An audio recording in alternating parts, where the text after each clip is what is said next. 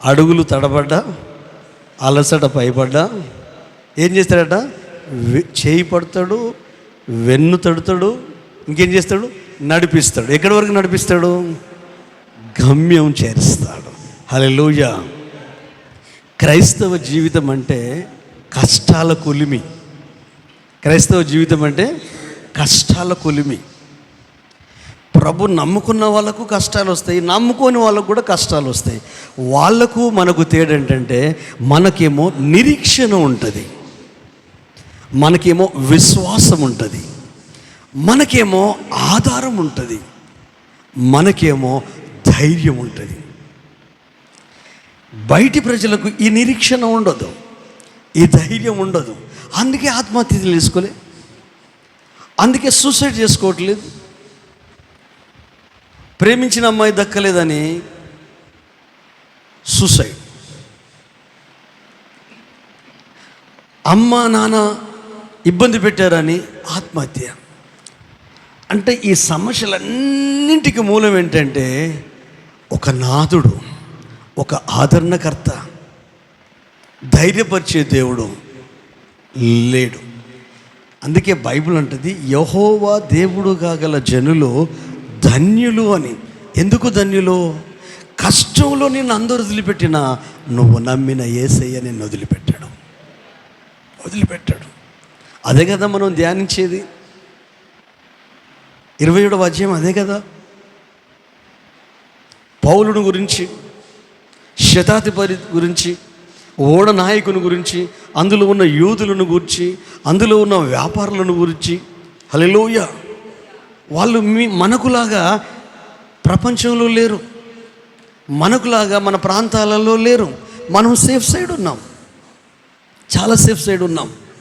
మన గృహాలు ఉన్నాయి, మనకు ఉద్యోగాలు ఉన్నాయి, మనకు తల్లిదండ్రులు ఉన్నారు, మనకు ఫ్యామిలీ మెంబర్స్ ఉన్నారు, కుటుంబ సభ్యులు ఉన్నారు.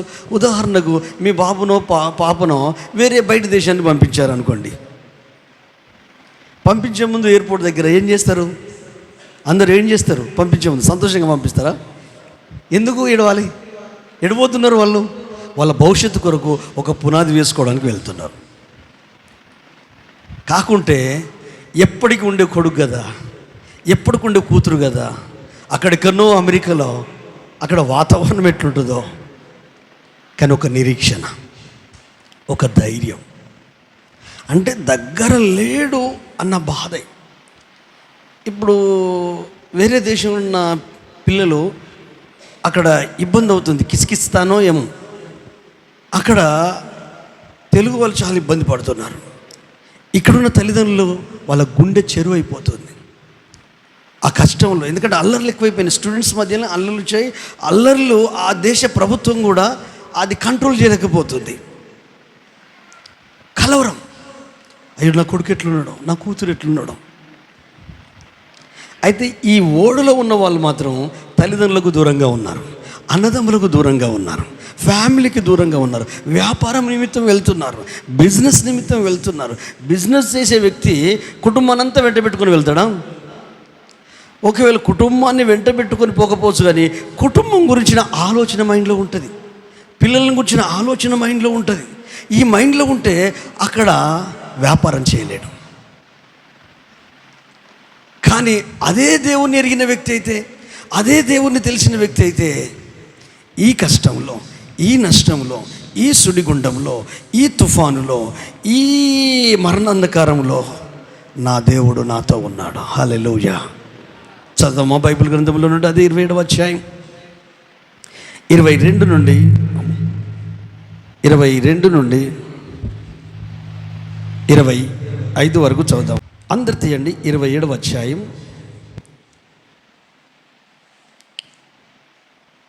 22వ వచనం నుండి 25 వరకు. ఇప్పుడైనను ధైర్యం తెచ్చుకోడని మిమ్మును వేడుకొనుచున్నాను. ఓడకే గాని మీలో ఎవని ప్రాణమునకు హాని కలగదు. ఎప్పుడనో ఎవరిని సేవించుచున్నానో ఆ దేవుని దూత గడిచిన రాత్రి నా యొద్ద నిలిచి, పౌలా భయపడకుము, నీవు కైసరు ఎదుట నిలవవలసి ఉన్నది, ఇదిగో నీతో కూడా ఓడలో ప్రయాణమై పోవుచున్న వారందరినీ దేవుడు నీకు అనుగ్రహించి ఉన్నాడని నాతో చెప్పెను. కాబట్టి అయ్యలారా ధైర్యం తెచ్చుకొనుడి, నాతో దూత చెప్పిన ప్రకారము జరుగునని నేను దేవుని నమ్ముచున్నాను.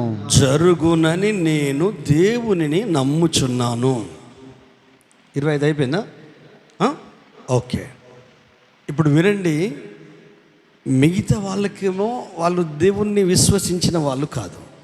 ఇతడు ఏమంటున్నాడంటే, మీరు ధైర్యం తెచ్చుకోండి, మీకు ఓడకు మీ ప్రాణాలకు హాని జరగదు.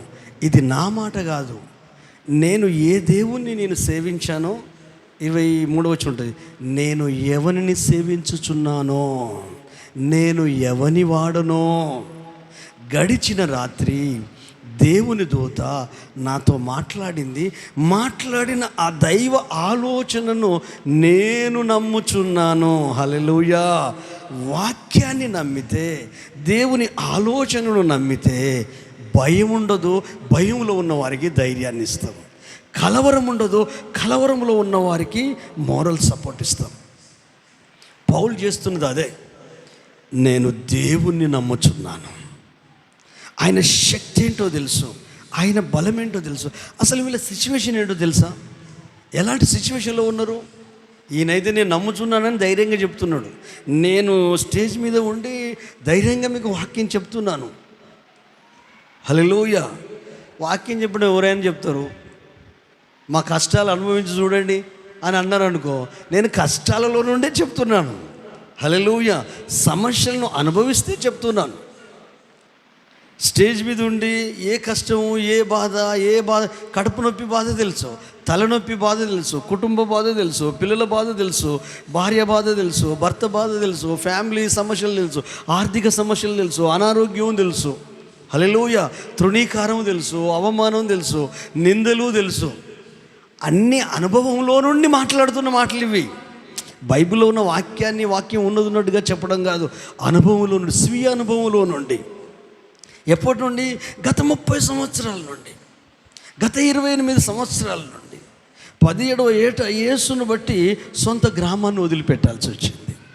యేసును బట్టి తల్లిదండ్రులకు దూరం కావాల్సి వచ్చింది.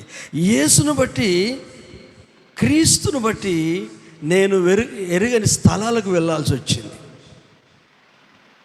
మెదక్ డిస్టిక్ నారాయణఖేడ్ వెళ్ళాల్సి వచ్చింది, లంగరోజుకు వెళ్ళాల్సి వచ్చింది, మెహదీపట్నం వెళ్ళాల్సి వచ్చింది. హల్లెలూయా. నల్గొండకు వెళ్ళాల్సి వచ్చింది. మా బంధువులు ఏమన్నా ఉన్నారు అక్కడ? లేరు. ఈ అనుభవంలో నుండి ఈరోజు ఇక్కడున్న ప్రతి ఒక్కరికి నాకున్న అనుభవాలు మీకు ఉన్నాయి. కష్టాలేంటో మీకు తెలుసు, బాధలేంటో మీకు తెలుసు, నష్టాలేంటో మీకు తెలుసు. అయితే ఈ కష్టాలు నష్టాలు ఉన్న వ్యక్తి భరించగలుగుతున్నాడు అంటే అతడు దేవునితో ఉన్నాడని గుర్తుపెట్టుకోండి. హల్లెలూయా. మీరు అంతే. ఈ రోజు వరకు ప్రభును కానీ, ప్రభు సన్నిధిని కానీ, మందిరాన్ని కానీ, సంఘాన్ని కానీ, సహవాసాన్ని కానీ, దైవజనులను కానీ విడిచిపెట్టకుండా అంటి పెట్టుకొని ప్రభు కొరకు జీవిస్తున్నారంటే దానికి కారణం ఏంటి? మీరు దేవునితో ఉన్నారు, వేరే రూట్ ఏం లేదు, అది తప్ప. ఎవరైతే దేవునితో ఉంటారో వాళ్ళు ఎన్ని కష్టాలైనా భరిస్తూ ముందు కొనసాగుతారు. ఇంకా మీకు అర్థమయ్యేటట్టు ఒక మాట చెప్తాను. తల్లి ఒక 4 గంటలు పురిటి నొప్పులు పడ్డదండి. 4 hours ఎముకలన్నీ విరిగిపోయే పెయిన్. కానీ వారసునికి జన్మనిచ్చింది. ఆ జన్మనిచ్చిన తల్లి ఆ వారసుని చూసిన వెంటనే ఏమైపోద్ది? ఆ పెయిన్ ఏదైతుందో మర్చిపోద్ది. అచ్చా, ఆ పెయిన్ వస్తుంటే లోపల ఉన్న సంటోని తిట్టుకుంటుందా తల్లి? ఎప్పుడన్నా ఏ తల్లి అయినా తిట్టుకుందా? తిట్టుకోదు. వాడు బయటపడాలి. కొంతమంది తెలివి తక్కువ ఉన్నారు. పెళ్ళి ఎందుకు చేసుకుంటే, అమ్మో పెళ్ళి చేసుకుంటే ప్రెగ్నెన్సీ వస్తుంది, ప్రెగ్నెన్సీ వస్తే పిల్లలు కనాలి, అమ్మో నాకు పెళ్ళి వద్దు అనేటోళ్ళు ఉన్నారండి. నేటికి సమాజంలో ఉన్నారు. అంటే వాళ్ళకు మైండ్ మెచ్యూర్ కాలే. పరిపక్వత అంటే వాళ్ళ ఆలోచన పరిణితి, అంటే వాళ్ళు ఏంటంటే స్వేచ్ఛగా జీవించాలనుకునే వాళ్ళు. ఒక సిస్టమ్ ఉంది ఈ భూమి మీద పడ్డప్పుడు. దేవుడు ఒక నియమం పెట్టాడు. వీళ్ళకి ఏంటంటే పోలిక, అమ్మో ఆ బాధలు నేను పడలేను, ఆ కష్టాలు నేను పడలేను. కొంతమంది అయితే అమ్మాయిలు కానీ అబ్బాయిలు కానీ పెళ్ళి కాకుండానే ఉండాలని డిసైడ్ అయిపోతున్నారు. ఎందుకు? పెళ్ళైతే భర్తతోని పోరు, పెళ్ళైతే అత్తమామలతోని పోరు, పెళ్ళైతే ఆడపడుచుతోని పోరు. ఉన్నారా? అందుకే పెళ్ళొద్దు. కానీ ఎప్పుడు వీళ్ళకు పెళ్ళి కావాలనిపిస్తుంది అంటే ముసలితనానికి వచ్చినప్పుడు తోడు కావాలి కదా, అప్పుడు తోడు కొరకు వెతికి ఎక్కడ దొరుకుద్ది? గమనించండి, ఈ కష్టము ఈ కన్న తల్లికి ఎంత పురిటి నొప్పులు వచ్చినా, ఎంత స్టమక్ పెయిన్ వచ్చినా, ప్రాణము గందరగోళం అయిపోయినా, ఆ తిరిగే పిండము ఎద మీదికి వచ్చేసినా, ఊపిరి పోయేటట్టు అనిపించినా లోపలున్న సంటోని తిట్టుకోదు. That is love. హల్లెలూయా. నిజమైన విశ్వాసి దేవునితో గడుపుతాడు గనుక, దేవునితో మమేకమవుతాడు కనుక, దేవుని సన్నిధిలో ప్రార్థిస్తాడు కనుక, అబ్రహాములాగా దేవుణ్ణి అంటిపెట్టుకుంటాడు కనుక, దానియేలులాగా దేవుణ్ణి అంటిపెట్టుకుంటాడు కనుక, యోసేపులాగా దేవుని సన్నిధిని, దేవుని ఆలోచనను, దేవుని వాక్కును అంటిపెట్టుకుంటాడు గనుక అతడు ఏం చేస్తాడు చెప్పండి? భరిస్తాడు. అంతే కదండి. తల్లి భరిస్తుందంటే అంతే కదా. ఒక వారం రోజు డెలివరీ అయింది, ఒక 1 వీక్ అయినాక మీరు ఆ తల్లి దగ్గరికి వెళ్ళి కలవడానికి వెళ్తాం కదా సామాన్యంగా. వెళ్తే ఒకవేళ ఆ తల్లి ఆ పిల్లోని గురించి ఏమని చెప్తుంది మీకు తెలుసా? ఏమని చెప్తే చెప్పండి, తల్లులు చెప్పండి. అందాదా? మీరంతా తల్లులే కదా. ఏమని చెప్తుంది? ఆ వారం రోజులు వాడు చేసే సెకలు చెప్తుంది, వాడు నవ్వే చెప్తుంది, తల్లిని గుర్తించే చెప్తుంది. వాడు ఎట్లా ఆ 1 వీక్ ఎట్లా బిహేవ్ చేస్తున్నాడో ఆ పసికూన, ఆ శిశువు, ఆ తల్లి వాని చేష్టలను చూసి మురిసిపోతూ ఉంటా ఉంటుంది. మీరు వెళ్ళి మాట్లాడినా కూడా వానితోనే ఆడుకుంటా ఉంటుంది. పెయిన్ ఏమైంది? నొప్పి ఏమైంది? ఎందుకు లోపల నిందించలేకపోయింది? ఓ తల్లికి ఆ ప్రేమ ఉంటే కష్టాలలో ఉన్న నీవు ఎందుకు భరించలేకపోతున్నావు? ఎందుకు ఓర్చుకోలేకపోతున్నావు? ఇష్టం ఉంటే ఎంత కష్టానైనా భరిస్తావు కదా. అదే దైవిక విషయాల్లో ఎందుకు భరించలేకపోతున్నావు? అదే ఆత్మీయ విషయాల్లో ఎందుకు భరించలేకపోతున్నావు? నీ పిల్లలు నిన్ను టార్చర్ చేస్తున్నారు, చేసుకున్నాడు టార్చర్ చేస్తున్నాడు, చేసుకున్నది టార్చర్ చేస్తున్నది, తల్లిదండ్రులు టార్చర్ చేస్తున్నారు, ఫ్యామిలీ టార్చర్ చేస్తున్నారు, కొలీగ్స్ టార్చర్ చేస్తున్నారు, స్నేహితులు టార్చర్ చేస్తున్నారు. ఒక్క రకంగా చెప్పాలంటే అంధకారం అలుముకుంది. 20వ వచనం, కొన్ని దినములు సూర్యుడైనను నక్షత్రములైనను కనబడక పెద్ద గాలి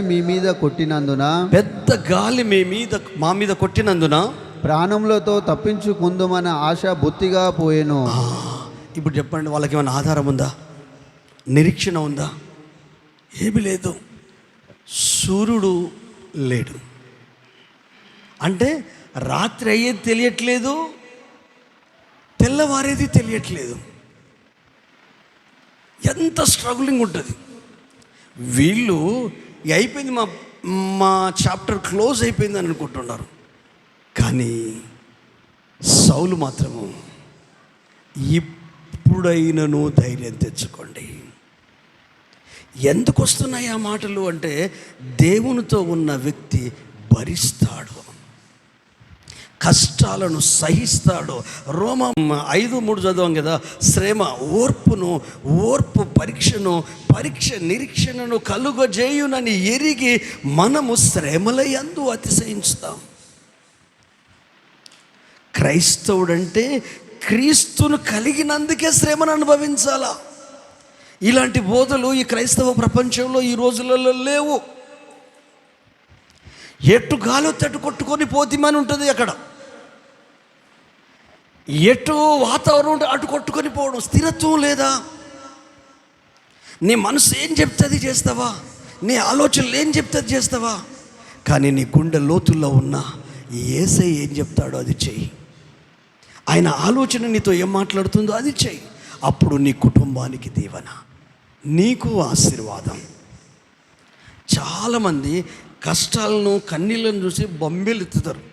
మీరు బైబిల్ చరిత్ర అంతా చూడండి, కోటీశ్వరుడే మన అబ్రహాము, కానీ ఎన్ని సంవత్సరాలు స్ట్రగ్లింగ్ పడ్డాడు. అన్నీ ఉన్నాయి కానీ పిల్లలు లేరు, అన్నీ ఉన్నాయి పిల్లలు లేరు. ఆస్తి ఉంది, పని మనుషులు ఉన్నారు, సమస్తం ఉన్నాయి. ప్రార్థన పరుడు, బలిపీఠం కడతాడు, ప్రార్థన ఆపడు, దేవునితో మాట్లాడతాడు. నాకు పిల్లలు లేరు కదా అని ప్రార్థన ఆప్ చేశాడా? నాకు పిల్లలు లేరు కదా అని ఇది చేశాడా? చెప్పండి. పిల్లలు లేరు కదా అని ఒక్కసారి ఆలోచించండి. డిస్కరేజ్మెంట్ ఉన్నది అతని లోపల. ఈమెకైనా డిస్కరేజ్మెంట్ ఉంది. ఎవరికి? శారమ్మకైనా డిస్కరేజ్మెంట్ ఉండి అప్పుడెప్పుడు ఐగుప్తు అమ్మాయి ఉంటే అమ్మాయిని ఈమె దాసి కదా, పని మనిషి కదా, ఇప్పుడు నేనే ఇంటి యజమానురాల్ని నీకు భార్యగా ఇస్తున్నాను, ఆమెతో సంసారం చేసి వారసుని గాను అని చెప్తుంది. అంటే ఆ మనసును తొలిసివేస్తుంది పిల్లలు లేరన్న బాధ. కానీ ఆ బాధ అబ్రహాము మనసును తొలిసివేసిందా? ఎప్పుడో చెప్పాడు, 75వ సంవత్సరంలో అబ్రహాము ఉన్నప్పుడు, నేను నీకు వారసునిస్తాను, అబ్రహామా నేను నీకు బహుమానము కేడము. యెహోవా వాక్కు అతనికి ప్రత్యక్షమైంది, దేవుని యొక్క ఆలోచన అతనికి ప్రత్యక్షమైంది. ఆదికాండం 15వ అధ్యాయము 1వ వచనం చదువు. ఇవి జరిగిన తర్వాత యెహోవా వాక్యము అబ్రహామునకు దర్శనమందు వచ్చి, అబ్రహామా భయపడకుము, నేను నీకు కేడము, నీ బహుమానము అత్యధికమగునని చెప్పాను. అందుకు అబ్రహాము ప్రభు అయిన యెహోవా, నువ్వు నాకేమి ఇచ్చిననేమి? నేను సంతానము లేనివాడనైపోవచ్చున్నానే. దమస్కా ఎలియాజరే నా ఇంటి ఆస్తి కర్తగును కదా. మరియు అబ్రహాము, ఇదిగో నీవు నాకు సంతానం ఇయ్యలేదు గనుక నా పరివారములో ఒకడు నాకు వారసుడగునని చెప్పగా, యెహోవా వాక్యం అతని యొద్దకు వచ్చి, ఇతడు నీకు వారసుడు కాడు, నీ గర్భవాసన పుట్టబోచున్నవాడు నీకు వారసుడగునని చెప్పాను. గట్టిగా చప్పలు కొడదామా. ఏమొచ్చిందట అబ్రహాము దగ్గరికి? ఏమొచ్చిందట? వాక్యము, దర్శనము. దేన్ని గుర్చిన దర్శనము? తన కుటుంబమును గుర్చిన దర్శనము. ఏ విషయంలో తను బాధపడుతున్నాడో, ఇదైపోతున్నాడో దేవుడు మాట్లాడుతున్నాడు. ఏమంటున్నాడు? అబ్రహామా భయపడకంటున్నాడు, నీకు బహుమానం అధికమవుతుంది అంటున్నాడు. అంటే వెంటనే ఏమంటున్నాడు అబ్రహాము? అయ్యా, నువ్వు ఇన్ని మాటలు చెప్తున్నావు, బాగానే ఉంది, నాకు అన్ని ఇచ్చావు, కానీ పిల్లలు లేరయ్యా. నేను ఇక ఒక డిసైడ్ అయిపోయాను, నాకు ఎట్లాగో పిల్లలు పుట్టరు, పెద్ద దాసుడు ఎలియాజరు కదా, ఈ ఆస్తికి వాడే వారసుడు అవుతాడు అన్నాడు. నో, అతడు వారసుడు కాదు, నీ గర్భమును పుట్టిన వాడే వారసుడవుతాడు. దేవుని మాట ఈ శారమ్మ నెరవేర్చడానికి ప్రయత్నం చేసింది, కానీ అబ్రహాము మాత్రం ఏం చేశాడు? నిరీక్షణతో. ఎప్పటి వరకు? 100 సంవత్సరాల వయసు వచ్చేంత వరకు. అంటే పరిస్థితులు అన్నీ ప్రతికూలంగా ఉన్నాయి, అనుకూలంగా లేవు. మైండ్ డిస్టర్బ్ అయితే ఏముందండి? మనిషి మంచిగా ఉంటాడా? ఒక్కసారి చెప్పండి. మైండ్ డిస్టర్బ్ అవ్వడం అంటే ఏంటిది? అందాదా? ఏంటి చెప్పండి? ఆలోచనే, వేరేం లేదు. మనసు అంటే థాటే, తలంపే. మనసు అంటే ఎట్లుంటుంది చెప్పండి. సరే, దానికి ఏమైనా రూపం ఉందా? నీకు రూపం ఉంది. నీ గొంతు స్వరపేటకు ఒక్కొక్క బేస్ ఉంటుంది. అందరి స్వరం ఒకే రీతిగా ఉంటుందండి. అందరం మాట్లాడతాం, కానీ ఒక్కొక్కరు గొంతు ఒక్కొక్క పియానో టైప్, ఒక్కొక్క దాంట్లో ఎన్ని స్వరాలు ఉంటాయో అట్లా ఒక్కొక్కరిది వాయిస్ గుర్తుపడతాం. మనం ఫోన్ చేయడంతో ఇది ఎవరి వాయిస్ గుర్తుపడతాం. ఆలోచించండి, ఈ మనసు అనేది పిచ్చిదండి. ఈ పిచ్చి మనసుని ఎవరికి ఇవ్వాలి? యేసయ్యకి ఇవ్వాలి. ఎంతమంది మీ పిచ్చి మనసును యేసయ్యకి ఇచ్చారు? అంటే మీ థాట్స్, మీ ఆలోచన ఆయనకు అప్పగించాలి. ఆయనకు ఆలోచన వచ్చింది. ఏం ఆలోచన వచ్చింది? నువ్వు బహుమానం అధికమవుతుందంటావు, కేయడం అంటావు, అన్నీ అంటావు, మరి నాకు పిల్లలు లేరు కదా, పలానోడే నాకు వారసుడయ్యేటట్టున్నాడు కదా. వెంటనే తన మనసులో ఉన్న ఆలోచన చెప్పాడు.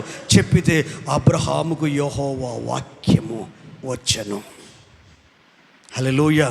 ఇప్పుడు చదివిన వాక్యపాలు చూసాం కదా, వాక్యం అబ్రహాము యొద్దకు వచ్చింది. 4వ వచనమా చూడండి, యెహోవా వాక్యము అతని యొద్దకు వచ్చి ఇతడు నీకు వారసుడు కాడు, నీ గర్భవాసమున పుట్టబోచున్నవాడు నీకు వారసుడుగునని చెప్పాను. నమ్మాడు. హల్లెలూయా. రోమా గ్రంథకర్త చెప్తాడు, శరీరం మృతతుల్యమైనను దేవుడు వాగ్దానము చేసిన దానిని సందేహించకుండా విశ్వసించి బలము పొంది గర్భాన్ని పొందుకున్నారు. హల్లెలూయా. ఇద్దరు ముసలులైనా ఆకాశం నుండి ఇవ్వలేదు, కానీ వారికి యవ్వనాన్ని ఇచ్చాడు, పిల్లలు పుట్టగలిగే స్థాయిని ఇచ్చాడు. రోమపత్రికలో ఉంటుందండి, గర్భం మృతతుల్యమైనను సందేహించలేదండి. చదవండి, ఎందుకైనా మంచిది. రోమా గ్రంథము 4వ అధ్యాయము 19 చదవండి బ్రదర్, చదవండి. మరియు అతడు విశ్వాసమందు బలహీనుడు కాక రమారమి నూరేళ్ల వయసు గలవాడై ఉండి అప్పటికి తన శరీరము మృతతుల్యమైనట్టును శారా గర్భము మృతతుల్యమైనట్టును ఆలోచించను గాని అవిశ్వాసము వలన దేవుని వాగ్దానమును గూర్చి సందేహింపక దేవుని మహిమపరిచి ఆయన వాగ్దానం చేసిన దాన్ని నెరవేర్చుటకు సమర్థుడని రూఢిగా విశ్వసించి విశ్వాసం వలన బలమునందెను. అందుచేత అది అతనికి నీతిగా ఎంచబడెను. ఆమేన్. గట్టిగా చప్పట్లు కొడదామా. హల్లెలూయా. ఎంత వండర్ఫుల్ అండి. అవిశ్వాసము చేత దేవుని ఆలోచనను సందేహించలే. మనం ఎన్ని వాక్యాలు విన్నా ప్రతి వాక్యాన్ని అనుమానించేటట్టు చేస్తాడు దయ్యంగాడు. నువ్వు దేవుని ఆలోచన అనుమానిస్తే నీకు చాప్టర్ క్లోజ్ అయినట్టే. దేవుడు పనిచేయడు. దేవుని ఆలోచన నీ హృదయంలో నీ మనసులో పనిచేయడానికి నువ్వు వాతావరణం కలిగించకపోతే, మీరు వేసిన విత్తనము తేమ, గాలి, సూర్యరశ్మి, వాటర్ ఇవి అందకపోతే ఆ మొక్క మొలకెత్తదు. నువ్వు విన్న వాక్యం, మీరు కొంతమంది ప్రార్థన చేస్తారు కదా, ప్రభువా నీ వాక్యము నీరు కట్టి ఫలించి అది మా జీవితంలో మార్చగలుగునట్లు సహాయం చేయని ప్రార్థన చేస్తారు. తెలిసి చేస్తారో తెలియక చేస్తారో తెలియదు, అది వాస్తవమే. అయితే సాతాను కష్టాలు ఎక్కువైనప్పుడు మనకు కలిగించేది ఏంటంటే అనుమానం కలిగిస్తాడు. అనుమానం అంటే ఏంటిది? సందేహం, అపనమ్మకం. ఈ కష్టాల నుంచి నేను గట్టెక్కలేనా? ఈ శ్రమల నుంచి నేను బయటపడలేనా? ఈ పరిస్థితులు మారాయా? ఇంకెన్ని సంవత్సరాలు ఈ కష్టాలు అనుభవించాలి? ఇంకెన్ని సంవత్సరాలు ఈ శ్రమలు అనుభవించాలి? ఇంకెన్ని సంవత్సరాలు ఈ బాధలు అనుభవించాలి? ఈ బాధలుగానే ఉంటాయా అని అనుకొని మెల్లగా దేవుని మీద ఉన్న విశ్వాసము, దేవుని మీద ఉన్న నమ్మకము, దేవుని మీద ఉన్న ఆలోచన సైడ్ ట్రాక్ అవుతుంది. మీరు బైబిల్ గ్రంథం అంతా వెతకండి. కష్టాలలో ఎవరన్నా వాళ్ళ విశ్వాసాన్ని రెట్టింపు చేసుకున్నారా, వదులుకున్నారా? షడ్రక్, మేషక్, అబేద్నెగోని వెళ్ళి అడగండి. మీరేం పొరపాటు చేయలేదు, విగ్రహానికి మొక్కనన్నారు, 7 అంతల అగ్నిగుండం చేశారు, రాజు కోపం వచ్చింది, మీరు ధైర్యంతో చెప్పారు మేము మొక్కం, అవసరమైతే ఆత్మాహుతి దళంగా చనిపోతాము అని అన్నారు. మరి వాళ్ళు ఏమని జవాబిచ్చారు? మా దేవుడు రక్షిస్తాడండి. ఒకళ్ళు రక్షించకపోయినా పర్వాలేదు, ఆత్మకైతే రక్షణ ఉంది కదా, రేపు కళ్ళు మూస్తే మేము వెళ్ళి పరలోకంలో ఉంటాము. హల్లెలూయా. గమనించండి, కష్టాలలో, నష్టాలలో, ఇబ్బందులలో మనం కాపాడుకోవాల్సింది ఏంటి తెలుసా? విశ్వాసము. ఈ విశ్వాసాన్ని పడగొట్టడానికి మన కుటుంబ పరిస్థితులు చేంజ్ చేస్తాడు. వీళ్ళు 3 స్థానాల్లో ఉన్నారు, దానియేలు ఉన్నతమైన స్థానంలో ఉన్నాడు. కానీ ఎప్పుడు వచ్చింది కష్టం? దీవించబడ్డ తర్వాతనే వచ్చింది కష్టం, ఆశీర్వదించబడ్డ తర్వాతనే వచ్చింది. దానియేలు కానీ, షడ్రక్ కానీ, మేషక్ కానీ వాళ్ళు ఆహార విషయంలో నిలబడ్డారు, విశ్వాసాన్ని కాపాడుకున్నారు. ఈ 4 చాలా స్పెషల్ వ్యక్తులు కనుక ఈ 4 ఒక్కొక్క స్థాయిలో ఉన్నారు, ఉన్నతమైన అనుభవాల్లో ఉన్నారు, పోస్ట్లో ఉన్నారు. దానియేలు ఇంకా కీ పోస్ట్లో ఉన్నాడు. రాజుకు కానీ, రాజ్యానికి కానీ నష్టం లేకుండా ఖచ్చితమైన విధానంలో ఉన్నాడు. ఉంటే ఈ బ్యాచ్ అంతా ఏం చేసింది? దేవునికి తప్ప దేనికి లొంగడి మనిషి అని, ఓ రాజా నెల రోజులు ఎవరి దేవునికి వాడు ప్రార్థన చేయొద్దు, మొరపెట్టొద్దు. కానీ నీకే విన్నవించుకోవాలంటే ఎంత డేంజర్ అండి. దేవునికి వ్యతిరేకంగా, దేవుని ఆలోచనకు వ్యతిరేకంగా ఈ రాజు ఏం చేస్తాడు? అందరూ ఇప్పుడు ఎమ్మెల్యేలు ఎంపీలంతా ఒకటైతే ఎవరు ఎక్కువ ఎంపీలు ఉంటే వాళ్ళే ప్రధానమంత్రి అవుతారు కదా. సేమ్ అట్లనే. అప్పుడు రాజు ఏం చేశాడు? ముద్ర వేసేశాడు. ఈ 1 month ఏ దేవునికి ప్రార్థన చేయొద్దు. ఈ ఆలోచన అంతఃపురములో నుండి బయలుదేరి రాగానే యథాప్రకారముగా దానియేలు ముమ్మారు తన మేడగదిపైకి మిద్దె మీదకి వెళ్ళి ప్రార్థన చేస్తూ ఉంటే వాళ్ళు వచ్చి పట్టుకొని ఆ సింహం బోన్లో వేశారు. వేస్తే రాజుకు నిద్ర పట్టదు. తెల్లవారి రాజే స్వయంగా వచ్చి, జీవము కలిగిన దేవుని సేవకుడవైన దానియేలు, నీవు సేవిస్తున్న నీ దేవుడు నిన్ను రక్షించిన అంటే ఇతడేమంటాడంటే, రాజు చిరంజీవగునుగాక, నా దేవుని దృష్టికి నేను నిర్దోషిని. అంటే దాని అర్థం ఏంటి? నేను ఆయనతో గడిపే వ్యక్తిని, నా ప్రార్థన జీవితాన్ని పాడు చేసుకునే వ్యక్తిని కాదు. దేవునికి నాకున్న సంబంధం, పోయినసారి విన్నాం కదా, సంబంధం, రిలేషన్, సంబంధాన్ని నేను కాపాడుకున్నాను కనుక సంబంధము కాపాడుకున్న వ్యక్తికి ఒక మంచి క్వాలిటీ ఉండేది. ఎందుకంటే ఏంటి చెప్పనా, సంబంధం కాపాడుకున్న వ్యక్తికి సహవాసం ఉంటుంది. సహవాసం అంటే ఏంటిది? రిలేషన్షిప్ అంటే ఫెలోషిప్, అంటే దేవునితో మనం గడపడం, మనం దేవునితో గడపడం, ఇదే సహవాసం. దేవునితో సంబంధం దానియేలుకు సరిగా ఉంది కనుక ఎంత కష్టం వచ్చినా ఏం చేస్తున్నాడు? దేవునితో గడుపుతున్నాడు. ప్రాణం పోయే పరిస్థితి. మనకు అలాంటి పరిస్థితులు ఏమి లేవు కదా. మరెందుకు దేవునికి దూరం అవుతున్నాం? ఎందుకు ప్రార్థనకు దూరం అవుతున్నాం? ఎందుకు వాక్యానికి దూరం అవుతున్నాం? ఎందుకు లేఖనాలకు దూరం అవుతున్నాం? ఎంతమంది దూరమైనా యేసయ్య నీ దగ్గరికి వచ్చి నీ ఆత్మకు రక్షణ ఇచ్చి విమోచించాడు కదా. ఆ తర్వాత బయటకు వచ్చిన తర్వాత పరిస్థితులే మారిపోయాయి. అంటే ఆ కష్టకాలంలో దేవునితో ఉన్న వ్యక్తి భరిస్తాడండి, ఓర్చుకుంటాడండి. కన్న తల్లి ఎట్లయితే పురిటినొప్పులను ఓర్చుకుందో మళ్ళీ పురిటినొప్పుల గురించి ఎప్పుడు మాట్లాడదు. ఎందుకంటే ఆ వారసుడు అబ్రహాం లైఫ్లో కూడా అదే. వాగ్దానాన్ని అవిశ్వాసం చేత సందేహించలేదు. నీ రక్షణను సందేహించకు. దేవుడు నీతో మాట్లాడే మాటను సందేహించకు, అనుమానించకు. ఏం చేయాలి? బలం పొందుకోవాలి. వాగ్దానం చేసిన వాడు మనిషి కాదు, వాగ్దానం చేసిన వాడు మా పాస్టర్ కాదు, వాగ్దానం చేసిన వాడు మా సంఘస్థుడు కాదు, వాగ్దానం చేసిన వాడు మా సంఘ పెద్ద కాదు, వాగ్దానం చేసిన వాడు నా ప్రాణ స్నేహితుడు కాదు, వాగ్దానం చేసిన వాడు నా తండ్రి నా తల్లి కాదు, వాగ్దానం చేసిన వాడు నాసిక రంధ్రాలలో ఊపిరి ఉన్న మానవుడు కాదు.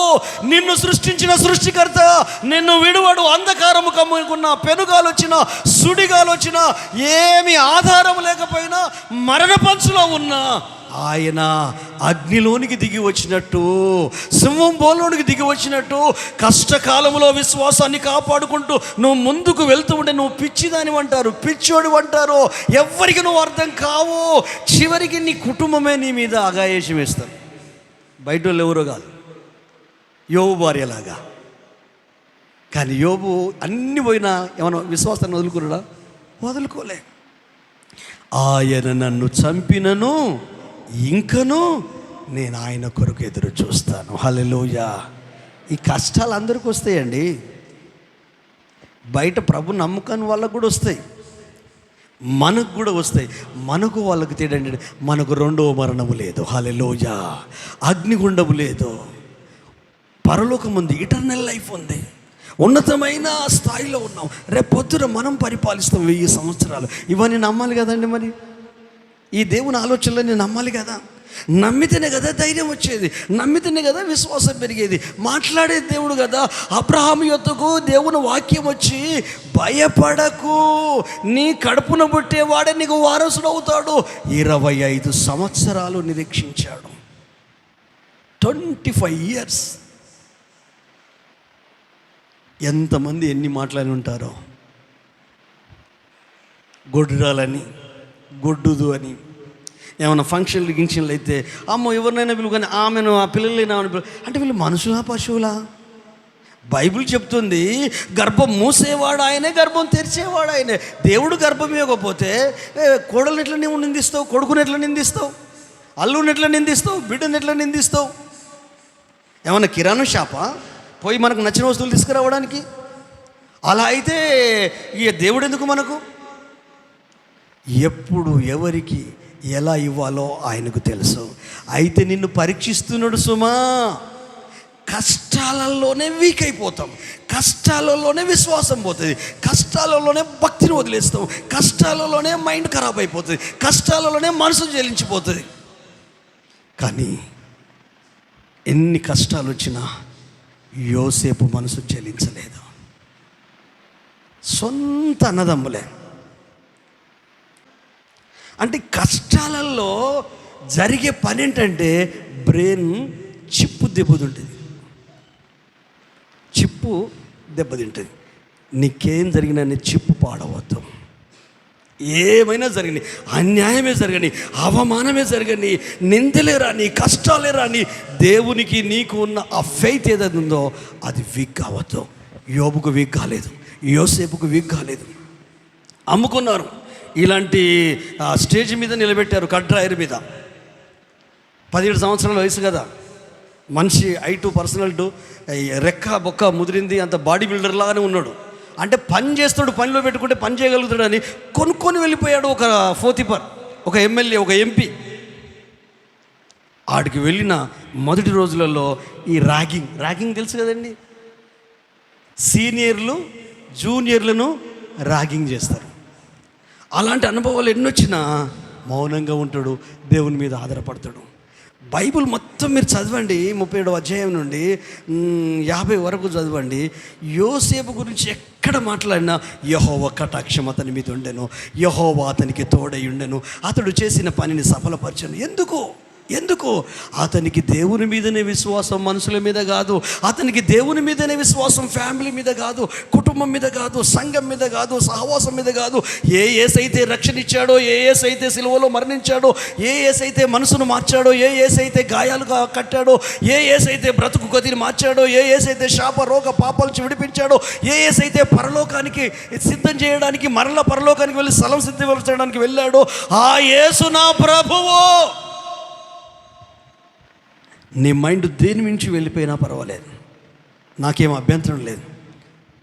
కానీ విశ్వాసమునకు కర్త, దాన్ని కొనసాగించే యేసు వైపు చూచుచు మన ఎదుట ఉంచబడిన పరుగు పందెములో ఓపికతో పరిగెత్తాలి. తన ఎదుట ఒక్కసారి చదువుదామా ఆ మాటలు? రోమిలకు రాసిన పత్రిక 12వ అధ్యాయం మొదటి నుంచి కొన్ని వచనాలు చదువుదాం. కాబట్టి సహోదరులారా, పరిశుద్ధమును దేవునికి అనుకూలంనైనా సజీవ యాగంగా మీ శరీరంలోనూ ఆయనకు సమర్పించుకోడని దేవుని వాత్సల్యమును బట్టి మిమ్మల్ని కొనుచున్నాను. ఇట్టి సేవ మీకు యుక్తమైనది.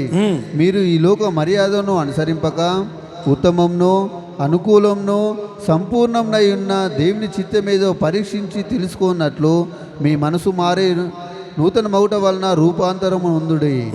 తను తాను ఎంచుకున్న దానికంటే ఎక్కువగా ఎంచుకొనక దేవుడు ఒక్కొక్కరికి విభజించి ఇచ్చిన విశ్వాస పరిమాణం ప్రకారము తాను స్వస్థబుద్ధి గలవారవుటకై తగిన రీతిగా తను ఎంచుకున్న వలనని నాకు అనుగ్రహింపబడిన కృపను బట్టి మీలోనున్న ప్రతి వానితోనూ చెప్పుచున్నాను. హల్లెలూయా. మీలో ఉన్న ప్రతి వానికి పరిశుద్ధమును అనుకూలమునైన దేవుని చిత్తమేదో పరీక్షించి తెలుసుకున్నట్లు ప్రతి ఒక్కరికి విశ్వాసాన్ని అనుగ్రహించాడు. ఆ విశ్వాసాన్ని 12వ అధ్యాయం ఎబ్రీలకు రాసిన పత్రిక మొదటి నుంచి కొన్ని వచనాలు చదువుదాం. తన్ను తాను ఎక్కువ ఎంచుకున్న దాని అంటే ప్రతి ఒక్కరికి విశ్వాస పరిమాణాన్ని పంచి ఇచ్చాడు. ప్రతి ఒక్కరికి ఆ విశ్వాసం ఎట్లా క్రియారూపంలో పెట్టాలో ఒక్కసారి ఈ అధ్యాయంలో చూద్దాం. ఇంత గొప్ప సాక్షి సమూహము మేఘం వలె మనలను ఆవరించి ఉన్నందున మనము కూడా ప్రతి భారంను సులువుగా సులువుగా చిక్కులబెట్టు ప్రతి పాపమును విడిచిపెట్టి విశ్వాసమునకు కర్తయు దానిని కొనసాగించు వాడునైన యేసు వైపు చూచుచు మన ఎదుట ఉంచబడిన పందెంలో ఓపికతో పరిగెత్తుదాం. ఆయన తన ఎదుట ఉంచబడిన ఆనందము కొరకై అవమానమును నిర్లక్ష్యం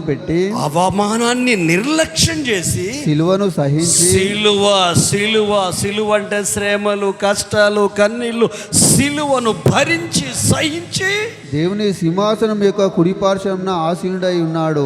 గట్టిగా చప్పట్లు కొడదామా? హల్లెలూయా. ఎవరైతే దేవునితో గడుపుతారో, ఎవరైతే దేవుని సన్నిధిలో గడుపుతారో, ఎవరైతే ఈ దేవుని సన్నిధిని అనుభవిస్తారో, దేవునితో సరైన సంబంధం కలిగి ఉంటారో వాళ్ళు ఫెలోషిప్లో ఉంటారు. ఫెలోషిప్ అంటే సహవాసములో ఉన్న వ్యక్తికి దేవుని సన్నిధి ఉంటుంది. ఆ దేవుని సన్నిధి ఎన్ని కష్టాలు వచ్చినా, ఎన్ని కలవరాలు వచ్చినా వాళ్ళు యేసు వైపే చూస్తారు. ఇంటికి వెళ్ళినాక 11వ అధ్యాయం చదువుకోండి. ఇంటికి వెళ్ళినాక అదే ఎబ్రిల్కి రాసిన పత్రిక, వాళ్ళు విశ్వాసం వలన సింహనూరులను మూచారు, రంపాలతో కోయబడ్డారు, హింసించబడి బాధించబడి దీవించారు. అన్ని కష్టాలు అనుభవిస్తున్నా ఇంత గొప్ప సాక్షి సమూహం మన ఎదుట ఉంది కనుక ప్రతి భారమును విడిచిపెట్టి, హల్లెలూయా, అంటే మన మనసును బాధ పెట్టేది ఏదైతే ఉంటుందో, మన ఆలోచనను ఉక్కిరి బిక్కిరి చేసేది ఏదైతే ఉంటుందో, మనం ప్రార్థించకుండా, వాక్యం చదవకుండా, దేవుని సన్నిధికి రాకుండా, దేవుని కొరకు జీవించకుండా, దేవుని కొరకు బ్రతకకుండా, విశ్వాసము, నిరీక్షణ, ధైర్యము, నెమ్మది కలిగి బ్రతకకుండా ఏవైతే మన మనసును తొలిచేస్తూ ఉంటాయో అవి వెరీ డేంజర్ అండి. నీ ఆధ్యాత్మిక జీవితానికి గొడ్డలి పెట్టు. అవి ఏమంటుంది తెలుసా? సులువుగా చిక్కుల పెట్టు ప్రతి పాపం అంటే విశ్వాసాన్ని పోగొట్టేది. మాటలు కూడా పాపమే. విశ్వాసాన్ని కూలగొట్టేది కూడా మాటలే కదా, అవునా కాదా? ఇప్పుడు వీళ్ళు మాట్లాడే మాటలు ఒకవేళ యోసేపు వినబడదని అనుకో, గుంటలోనే ఉన్నాడు, పైన వీళ్ళు ఉన్నారు, అరే వీని చంపుదాము అంటే చంపుడొద్దురా, ఏదైనా ఒక జంతువుని చంపి వీని వస్త్రం ఉంది కదా అది రక్తంలో ముంచుదాము, ఇది దొరికిందని చెప్దాం డాడీకి అంటే. ముసలితనంలో పుట్టిండు కదా కొడుకు, ఆ తండ్రికి ఎంత గాయం అనిపిస్తుంది చచ్చిపోయిందంటే. ఇప్పుడు దేవునితో ఉండే వ్యక్తి, దైవికంగా ఉండే వ్యక్తి, ప్రార్థనలో ఉండే వ్యక్తి, ఆత్మలో ఉండే వ్యక్తి, దర్శనాలు పొందుకున్న వ్యక్తి, దైవికంగా ఉన్న కుటుంబం, దైవికంగా ఉంది, ఆ కన్న తండ్రికి ఎంత బాధ అనిపిస్తుంది. ఆ బాధను అనుభవించాడు. ఈ మాటలు విన్న వ్యక్తికి ఇంకెంత బాధ అనిపించాలి అంటే, క్రియతో కానీ మాటతో కానీ పౌలు చేస్తున్న పని ఏంటంటే, నేను చెప్పినప్పుడు మీరు బయలుదేరకుండా ఉండాలి, అయినా పర్వాలేదు, ఇప్పుడైనాను ధైర్యం తెచ్చుకొనుడి, ఎందుకంటే గడిచిన రాత్రి దేవుని దూత నాకు కానీ మీకు కానీ ఓడకు కానీ ప్రమాదం జరగదని చెప్పారు. ఎందుకు? నేను కైసరి ఎదుట నిలబడవలసింది. 26 నుంచి 31 వరకు చదువు, 27వ అధ్యాయము 26 నుంచి 31 వరకు చదువు. అయినను మనం కొట్టుకొని పోయి ఏదైనా ఒక ద్వీపం మీద పడవలసి ఉండేనని చెప్పాను. 14వ రాత్రి వచ్చినప్పుడు మేము ఆద్రియా సముద్రంలో ఇటు అటు కొట్టుకొని పోచుండగా అర్ధరాత్రి వేళ ఓడవారు ఏదో ఒక దేశం దగ్గర పడుకుందామని యూహించి బుడుదు వేసి చూచి 20 బార్ల లోతును తెలుసుకుని, అందుకు పౌలు, మీరు ఓడలో ఉంటేనే కానీ మీరు తప్పించుకునలేరని శతాధిపతితోనూ సైనికులతోనూ చెప్పాను. వెంటనే సైనికులు పడవ త్రాళ్ళు తోసి దాన్ని కొట్టుకొని పోనిచ్చిరి. తెల్లవారుచుండగా పౌలు, 14 దినముల నుండి మీరేమీ పుచ్చుకొనక ఉపవాసంతో కనిపెట్టుకొని ఉన్నారు గనక ఆహారం పుచ్చుకోండి మిమ్మల్ని వేడుకొనుచున్నాను. ఇది మీ ప్రాణ రక్షణకు సహాయమగునను. మీలో ఎవని తల నుండి ఒక వెంట్రుక కూడా నశించదు చెప్పుచు ఆహారము పుచ్చుకోండి అందరినీ బతిమాలను. ఈ మాటలు చెప్పి ఒక రొట్టె పట్టుకొని అందరూ దేవునికి కృతజ్ఞత స్తుతులు చెల్లించి దాన్ని విరిచి తినసాగెను. అప్పుడు అందరూ ధైర్యము తెచ్చుకొని ఆహారం పుచ్చుకొనిరి. ఆమె గట్టిగా చెప్పలు కొడదామా. హల్లెలూయా. సంఘము ద్వారా లోకంలో ఉన్న వారికి ధైర్యం రావాలా. విశ్వాసుల కుటుంబాల ద్వారా లోకంలో దరిదాపు లేకుండా కష్టాల్లో, శ్రమల్లో, ఇబ్బందులలో, ఎదురుగాలిలో, పెనుగాలిలో కొట్టుకుపోతున్న వారికి ఈ నిరీక్షణ కలగాల. ఒక్క పౌలు రక్షించబడిన వాడు ఓడులో ఉండడం వలన ఏమంటున్నాడు తెలుసా? 14 days అయిందండి మీరు తినక, 14 రోజులైందండి. బ్రతిమిలాడుతున్నాడు. వాళ్ళ ఆయాబాయ, వాళ్ళ కొడుక, కోడల, వాళ్ళ బిడ్డలుడా పౌలుకు. పౌలు మాట వినేవాళ్ళని వీళ్ళందరూ విన్నారా? వీళ్ళు వినలేదు. ఎలాంటి సిచ్యువేషను ఒక్కొక్కటి 7వ వచనం ఒకసారి చదువు. అనేక దినములు మెల్లగా నడిచి ఎంతో కష్టపడి కిడ్నీ ఎంతో కష్టపడి ప్రయాణంలో స్టార్టింగ్లోనే ఎంతో కష్టపడి, తర్వాత 8వ వచనం చదువు.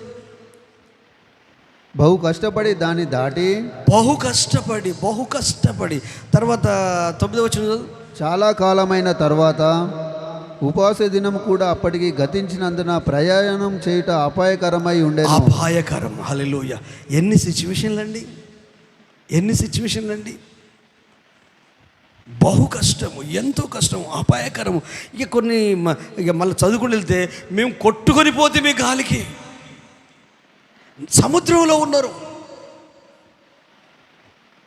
అసలు ఆ సిచ్యువేషన్ ఏంది? టైటానిక్ సినిమా చూసారా మీరు? నేను కూడా చూశాను. మనుషులంగా అంటే అప్పుడే జమాన్లోనే దాన్ని అంత గ్రాఫిక్స్తో తీయగలిగారంటే ఇప్పటికైనా పర్లేదు ఒకసారి చూడండి. ఇది మనకు అర్థమవుతుంది. అసలు మామూలు విషయం కాదండి. గుండెట్లో ఊపిరి పట్టుకుంటాం, ఎంత టెన్షన్ ఉంటుందో. అలాంటి సిచ్యువేషన్ ఫేస్ చేశారు.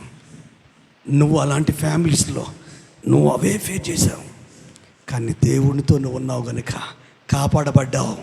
లేకపోతే ఎప్పుడో నీ బొంద మీద గడ్డి మొలుసు. హల్లెలూయా. పేరు మాసిపో. పౌలు నేను దేవుని యందు విశ్వాసం ఉంచి ఉన్నాను అంటే దేవునితో సత్సంబంధం కలిగి ఉన్న ఏ వ్యక్తి అయినా, ప్రార్థనలో ఉన్న ఏ వ్యక్తి అయినా, దేవుని ఆలోచన పొందుకొని దేవుని వైపే చూస్తూ ఉన్న ఏ వ్యక్తి అయినా, పౌలు అదే చెప్తున్నాడు కదా. 12వ అధ్యాయం ఎబ్రీయులకు రాసిన పత్రిక, విశ్వాసమునకు కర్త ఆయనే, దాన్ని కొనసాగించేది ఆయనే. మనమేం చేయాలట? అవమానాన్ని నిర్లక్ష్యం చేయాలట, ఎగతాళిని నిర్లక్ష్యం చేయాలి, కష్టాన్ని నిర్లక్ష్యం చేయాలి, అపార్థాన్ని నిర్లక్ష్యం చేయాలి, తప్పుడు ఆలోచనను నిర్లక్ష్యం చేయాలి. అసలు ఎవరు మనల్ని బాధ పెట్టరండి. మనకు కలిగిన బాధను బట్టి ఆలోచిస్తామే, ఆ ఆలోచన మనల్ని ఉక్కిరి పెట్టి మొత్తం గుండెని మెలిపెట్టినట్టు అనిపిస్తుంది. నువ్వు ఆ ఆలోచన పని చేయరాదు. ఆమెన్.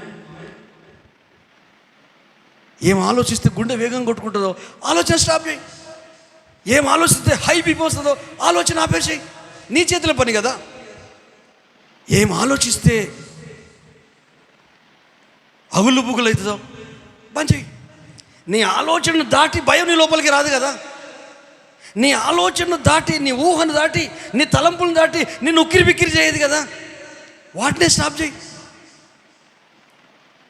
మంచివాటికి మొండి ధైర్యం చేస్తే తప్పేంటండి? మనం చెడ్డవాడికి చేస్తాం.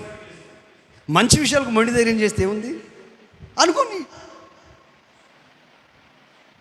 అవమానాన్ని నిర్లక్ష్యం చేయడం కాదు, సిలువను సహించాడు.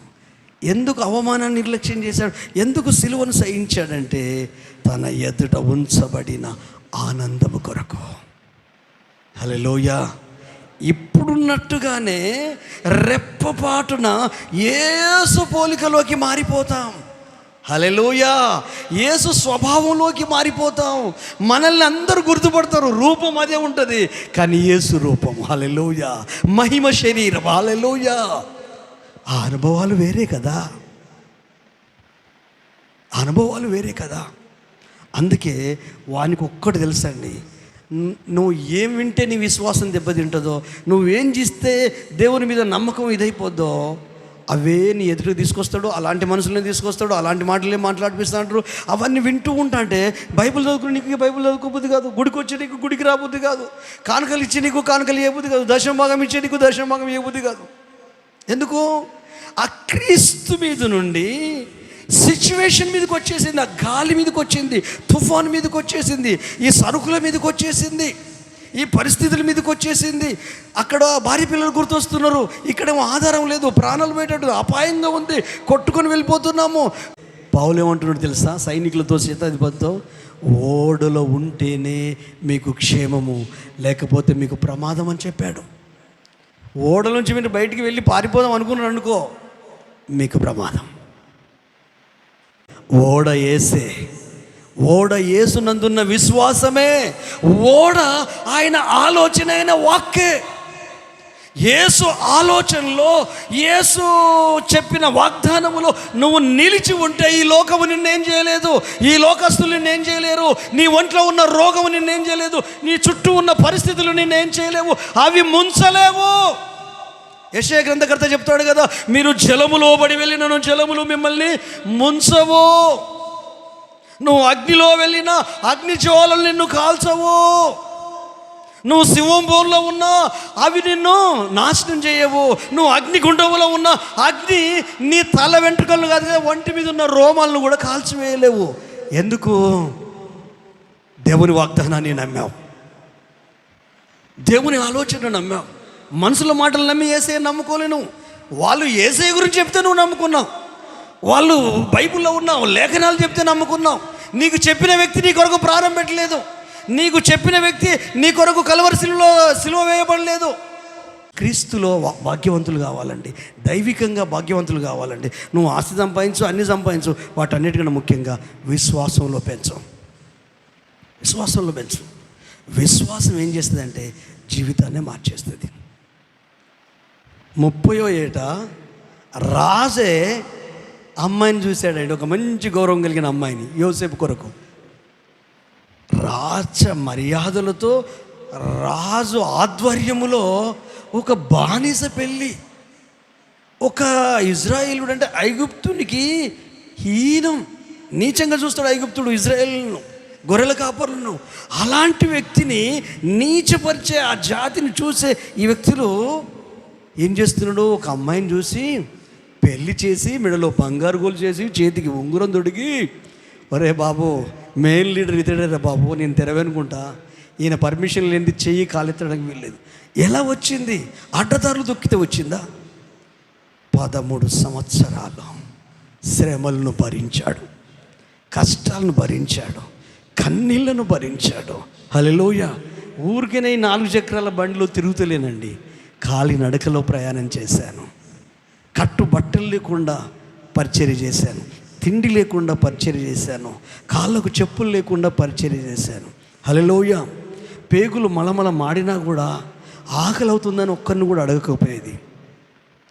మంచినీళ్ళకు ప్రార్థన చేసి శ్యామసుందర్ పాస్టర్ గారు ఇస్తే ఆ నీళ్లు తాగి మోకాళ్ళు డొక్కలో పెట్టుకొని పడుకునేది. ప్రారంభ దినాల్లో, విశ్వాస సేవ ప్రారంభ దినాల్లో ₹1 ఉంటే ఆ సైకిల్ పంచర్ చేసుకోవడానికి అవకాశం ఉంటుంది. ఎక్కడ ఇప్పగూడము, ఎక్కడ గన్పూరో, కొంచెం ముందుకు రాగానే పంచర్ అయింది. ఆ పంచర్ అయిన సైకిల్, కిరాయి సైకిల్ తీసుకొని ఇప్పగూడెం అవతల నుండి, ఆ తండార్ నుండి గన్పూర్ దాకా నడుచుకుంటూ వచ్చాను. పెళ్ళైనాక నక్కలగుట్ట నుండి ధర్మసాగర్కు నడుచుకుంటూ వెళ్ళాను. ఎందుకు కష్టాలు భరించాలా? ఎందుకు శ్రమలు భరించాలా? ఫెయిత్. హల్లెలూయా. ఫెయిత్, విశ్వాసం. కష్టాలు వస్తే ప్రభుని వదిలిపెడతామా? నష్టాలు వస్తే ప్రభుని వదిలిపెడతామా? ఊపిరిని పోసి ప్రాణాపాయం తప్పించి ఆయుష్ని పొడిగించి ఆరోగ్యం ఇస్తే ఆయనకు చూపే కృతజ్ఞత ఇదా? నువ్వెవ్వరికి దూరమైనా పర్వాలేదు, ఇంక్లూడింగ్ మీ. కానీ నువ్వు నమ్మిన యేసయ్యకు నువ్వు దూరం కావద్దు, క్రీస్తుకు దూరం కావద్దు. ఆయనతో నువ్వు గడుపుతూ ఉంటే నీ స్వభావం యేసు వలె మారుతుంది, నీ గుణాలు యేసులాగా మారుతాయి, నీ అంతరంగం మారిపోతుంది. ఏమంటాడు యోసేపు, అన్నా మీరు అనుకుంటున్నారు కావలసుకొని నన్ను బాధ పెట్టారని. అరే, వీళ్ళందరూ రక్షించబడడానికే దేవుడు మిమ్మల్ని వాడుకున్నాడు. ఇది మంచి కొరకే కానీ చెడు కొరకు కాదు. సాతానుడేమో ప్రతి మంచిలో చెడు చూపించి మనల్ని నాశనం చేస్తాడు, కానీ దేవుడేమో ప్రతి చెడులో మంచిని కలుగజేసి మనల్ని దీవిస్తాడు. హల్లెలూయా. అది వాన్ కాన్సెప్టు, ఇది యేసయ్య కాన్సెప్ట్. అగ్నిగుండం ఇచ్చాడా? అగ్ని నుంచి బయటకు వచ్చారా? బయటకు వస్తే ఏం జరిగింది? అదే రాజు అంటాడు, ఏప్రిల్ దేవుడే నిజమైన దేవుడు. ఎవరైనా వీళ్ళు పూజించే దేవుడిని కనుక ఆరాధించకపోతే వాని ఇల్లు పెట్టగొప్పగా మారుతుందని చెప్పాడు. మారిపోలే శాసనం. కథల బైబుల్ కథల పుస్తకమా? పుక్కిటి పురాణమా? అనగనగా ఒక రాజు కథనా? అనగనగా ఒక ఊరు కథ. అనగనగా అంటే అది ఒట్టి కథ అన్నట్టు. అది వాస్తవం కాదు. బైబుల్ అంతా వాస్తవం. హల్లెలూయా. బైబిల్లో ఉన్నాయి అన్ని వాస్తవాలు. అర్థమవుతుందా? ఈరోజు నువ్వేం చేయాలి? ఎన్ని కష్టాలలో ఉన్నా ఎదురీదే చేపలాగా నువ్వు ముందుకెళ్తా. ఎప్పుడు నువ్వు ఆయనతో గడుపుతున్నావు. ఒక్క మాట నేను చదివి నేను క్లోజ్ చేస్తాను. అపొస్తలుల కార్యము 4వ అధ్యాయము 13వ వచనం చదవండి. అపొస్తలుల కార్యంలో 4వ అధ్యాయం 13వ వచనం. వారు పేతురు యోహానుల ధైర్యమును చూసినప్పుడు వారు విద్యలేని పామరులని గ్రహించి ఆశ్చర్యపడి వారు యేసుతో కూడా ఉండిన వారని గుర్తెరిగిరి. ఆమేన్. హల్లెలూయా. వీళ్ళ ధైర్యము, వీళ్ళ విశ్వాసము, వీళ్ళ జ్ఞానము చదువుకున్న వాళ్ళు కాదు. అంత తెలివి లేదు, అంత మేధస్సు లేదు. డిగ్రీలు పుట్టుకున్న వాళ్ళు కాదు, పీజీ చేసిన వాళ్ళు కాదు, పట్టాలు తీసుకున్న వాళ్ళు కాదు. ఆ జ్ఞానానికి, ఆ వివేకానికి, ఆ స్వభావానికి, ఆ వ్యక్తిత్వానికి అది పక్కకు పెట్టు. వాళ్ళకున్న ధైర్యం. అరే, ఈ ధైర్యం ఎక్కడిదయా? అరే, ఈ మనిషికి ఎన్నొచ్చినా మొక్కని ధైర్యంతో ఉంటాడు. ఈ కుటుంబంలో ధైర్యం ఏంటి? ఎవరు వీళ్ళకు బ్యాక్ బోన్? వీళ్ళకి ఆధారం ఎవరు? అసలు వీళ్ళకు బలం ఎవరయ్యా? ఎలా బ్రతకగలుగుతున్నారు? ఎలా జీవించగలుగుతున్నారు? వాళ్ళకు వచ్చిన కష్టాలు, వాళ్ళకు వచ్చిన బాధలు, వాళ్ళకు వచ్చిన అవమానాలు, వాళ్ళకు వచ్చిన నిందలు, వాళ్ళకు వచ్చిన ఎగతాళి, వాళ్ళకు జరిగిన అవమానాలు, వాళ్ళకు మానసికంగా, భౌతికంగా, శారీరకంగా అన్ని గాయాలు అన్నీ అయిపోయినాయి. అసలు వాళ్ళు ఎప్పుడూ చచ్చిపోతారు అనుకున్నాము, ఫ్యామిలీ. కానీ ఎట్లా బ్రతకగలుగుతున్నారు? బ్రతుకుతున్నట్టు ఆ ధైర్యం ఎక్కడి నుంచి వచ్చింది? ఆ నిరీక్షణ ఎక్కడి నుంచి వచ్చింది? ఆ విశ్వాసం ఎక్కడి నుంచి వచ్చింది అని ఎన్నెన్నో ఆలోచించారట. ఆలోచించిన వాళ్ళకే జవాబు వచ్చిందట. ఏంటి ఆ జవాబు? చెప్పండి, ఏంటి ఆ జవాబు? చదివిన వాక్యమే. వాళ్ళు యేసుతో కూడా ఉండిరి. మరలా చదువు. వారు పేతురు యోహానుల ధైర్యం చూసినప్పుడు వారు విద్యలేని పామరులని గ్రహించి ఆశ్చర్యపడి వారు యేసుతో కూడా ఉండిన వారని గుర్తెరిగిరి. ఆమేన్. హల్లెలూయా. ఆ ధైర్యాన్ని చూసినప్పుడు, ఆ ధైర్యం దేవునితో గడిపే వాళ్ళకి ఉంటుందండి, విశ్వాసంలో ఉన్న వాళ్ళకి ఉంటుందండి, ప్రభుని అంటిపెట్టుకున్న వాళ్ళకి ఉంటుందండి. దేవుని వాక్యాన్ని వ్యక్తిగత జీవితానికి అన్వయించుకొని క్రీస్తు మీద కట్టబడిన గృహాలకు, కుటుంబాలకు మాత్రమే ధైర్యం ఉంది.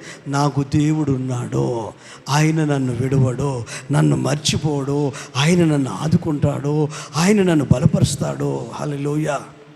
గతంలో ఏనాడన్నా విడిచిపెట్టాడా? రక్షించబడిన దగ్గర నుంచి ఎప్పుడన్నా వదిలిపెట్టాడా?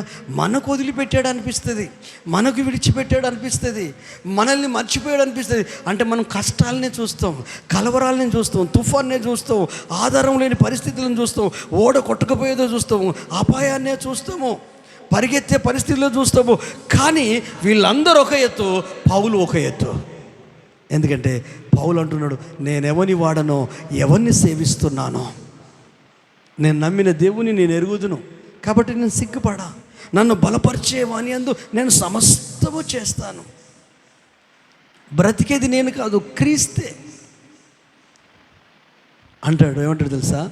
ఓడలో ఉంటేనే మంచిది, క్రీస్తులో ఉంటేనే మంచిది, విశ్వాసంలో ఉంటేనే మంచిది, భక్తిలో ఉంటేనే మంచిది, సహవాసంలో ఉంటేనే మంచిది, ఆత్మలో ఉంటేనే మంచిది, వాక్యములో ఉంటేనే మంచిది, దేవుని ఆలోచన అంటిపెట్టుకొని వెళ్తేనే మంచిది. విశ్వాసానికి కర్త అయిన యేసు వైపే చూడు, ఇంకెటు వైపు చూడు. భయపడుతున్నావా? కలవరపడుతున్నావా? చేస్తున్నావా? ఒక్కసారి ఆలోచిస్తావా సహోదరి? ఒక్కసారి ఆలోచిస్తావా సహోదరుడా? ప్రభు నీతోనే మాట్లాడుతున్నాడు. నీ ఓడలో యేసున్నాడు. నువ్వు పౌరులాగా ప్రయాణం చేస్తున్నావు ఈ లోకంలో. విశ్వాస ఓడలోనే ఉన్నావు, విశ్వాస యాత్రలోనే ఉన్నావు. దేవుని ఆలోచనే నీ జీవితానికి ఆధారము, నీ కుటుంబానికి ఆధారము వాక్యమే, ఆయన ప్రేమే ఆధారము. ఒక్కసారి ఆలోచిస్తావా?